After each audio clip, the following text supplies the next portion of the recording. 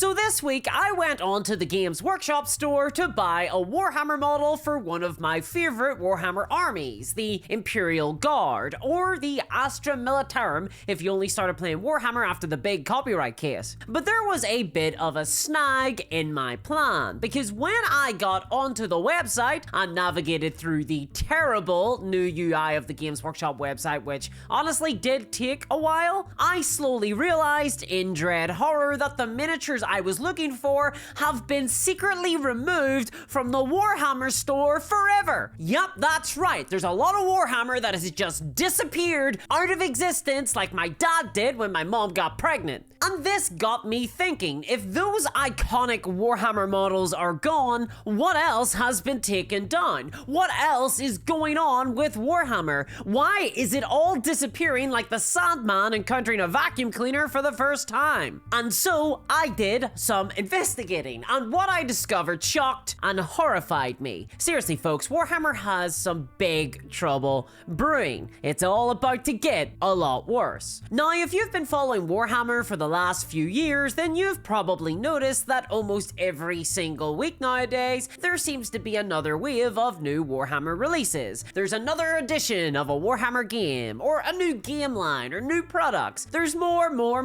And if you felt that way, well good, because you're not wrong. Warhammer has never been this busy before, and Games Workshop have been profiting from it massively, seeing huge jumps in their bottom line and their stock price. Not that the stock market means anything, it's all derived from madness and witchcraft. And I get why Games Workshop are doing this. I mean, they've never been a particularly sophisticated company. Again, see that new website UI of theirs. And one of the simplest ways that a company can make more money is to just make more stuff to sell, because more stuff means more money. How about that? And so that's what Games Workshop have been doing, making a ton more stuff that they can sell. And another big way they like to make more money is by secretly raising the prices of Warhammer miniatures without telling anybody, because Games Workshop are kind of sneaky that way. You see, whenever an older Warhammer model starts to get a little bit long in the tooth, a little bit gray in the hair, a little weak in the sphincter, Games Workshop like to produce a new version of it. They like to retire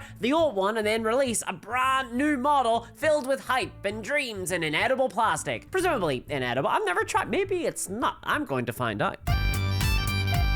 And for examples of this, just see the Imperial Guard, Kitty and Shock Troops release that replaced the old box, or the new Striking Scorpions release, or the Space Marine Scouts, or the Mandrakes, or the Ratlings, or yeah, there's a lot of these model refresh releases happening lately. And these are when Games Workshop take already existent models and then update them, which is good. But then they'll also sell those new models for more than what the old models used to cost, often $10, $20, $30 more than they used to cost. This overall serves to push up the price of Warhammer, but it also means that newer models, from Games Workshop's perspective, are better for their bottom line because they can just get away with charging more for kind of the same thing. And this realization has changed utterly the business model of Games Workshop. It's gone from being focused on selling foundational models to new hobbyists to instead pushing new waves of releases at the expense of selling older models, of focusing and relying on the cult of the new, on FOMO and on hype. And there has been major consequences as a result of this change. And it is devastating for Warhammer and the community, and everything is about to get...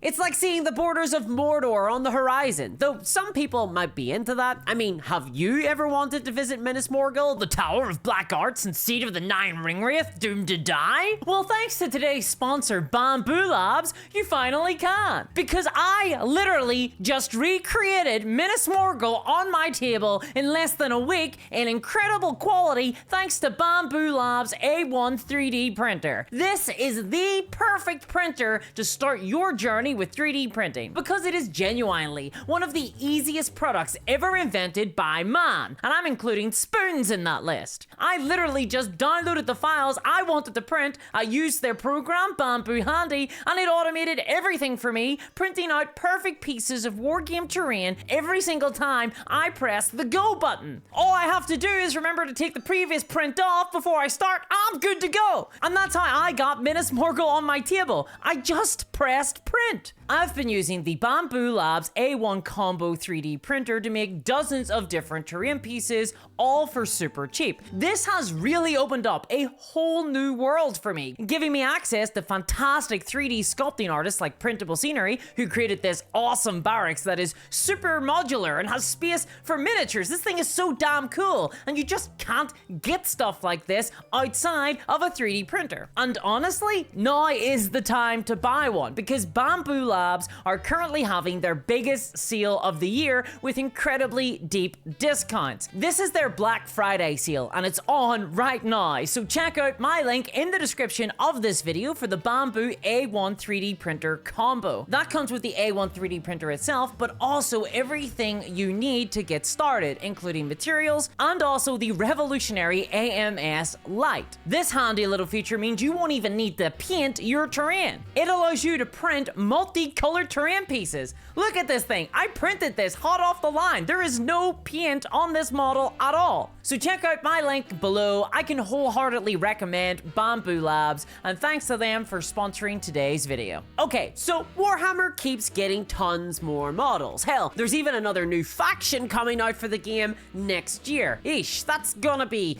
a lot. And all that new stuff means that, well, it needs to be put somewhere, right? But Warhammer isn't digital. It needs shelf space. It needs to be physically produced, and that has huge ramifications for the rest of Warhammer. What it means is that Games Workshop are producing so many new models that they're now having to delete other Warhammer models to make space, and a whole lot of them are being deleted. And it's insane! So firstly, in the last few weeks, we've lost a ton of Imperial Guard models. Like, a lot. And these aren't irrelevant, half-forgotten models that you'd find down the back of your couch and say, oh yes, I remember that model. It was made back when President Eisenhower faked a moon landing and yet let Bill Cosby into your house to make you a Coke. You know, the good old days. These are models that currently have rules and can be played with. They are played with by me and many other wargamers. And yet now they are no longer being sold. They cannot be bought and are actually actively being pushed out of production. And this change wasn't announced or anything. I only found out about it because I went onto the Games Workshop store to buy a model, and I just could not find it no matter how hard I tried. Specifically, the model I was looking for was the Regimental Advisor set for my Imperial Guard army. And I only went looking on the Games Workshop website after I found them all sold out in every single third-party store that I went to. And I guess that's the reason why, because they're gone now from the Games Workshop store, and so they've all been snapped up, and I'll probably never be able to get them except for an extortionate price on like eBay or something. And so discovering this was absolutely terrifying, and it prompted me to check what else is missing in the Warhammer store. And what I discovered was horrifying. There are a ton of iconic characters like Sergeant Harker and Iron Hand Strachan, two of my favorite models. They've just disappeared as well. It sucks. These models absolutely rock, and they demonstrate that the Katakan could look good if they had even a slightly updated sculpt. But now they're gone. And as well as those, there's a bunch of Eldar models that are gone as well. The Reefseer, Shadow Spectres, Hornets, even worse, a whole bunch of the Phoenix Lords and named Eldar characters are all gone too. These are like the Primarchs of the Eldar, and they've just been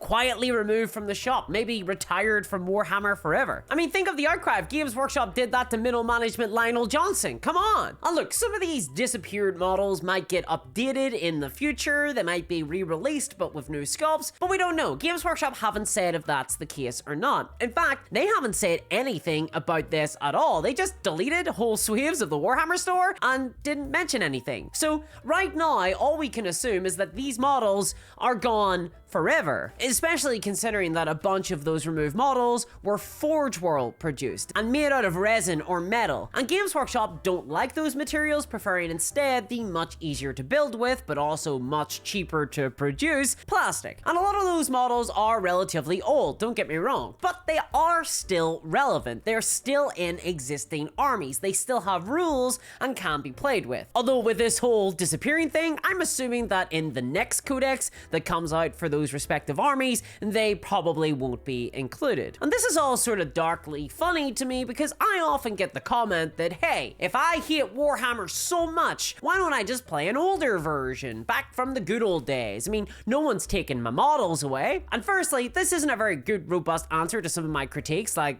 Warhammer should be cheaper. Not really relevant, but also, I do that. I play older versions of Warhammer. Right now, I am playing a lot of 4th edition Warhammer 40k, as well as 10th edition 40k, and a ton of Bushido, because I also play other war games, not just Warhammer. If you want to hear about those, then check out my Patreon. But it gets really difficult to play other editions of Warhammer and older editions if Games Workshop keep removing models from their store that are relevant to those older editions. Because when models go out of production, they shoot up in price immediately on the secondary market, and that puts them out of reach of most gamers. It's basically a death sentence. So rip my dreams of getting the regimental advisors, I guess. So for now, all I can do is ask, what the hell else is going on? Well, for the armies I collect, I suspect quite a lot. For Imperial Guard alone, we know that new plastic Krieg models are coming. Thanks Warhammer 40k roadmap for that and nothing else. And that's good news, but that also means that the entire Forge World Death Corps of Krieg range are likely going to be removed from the Warhammer store soon too. A lot of them are already sold out online and show no signs of coming back. And that kind of blows. I actually much prefer the Forge World sculpts of Death Corps of Krieg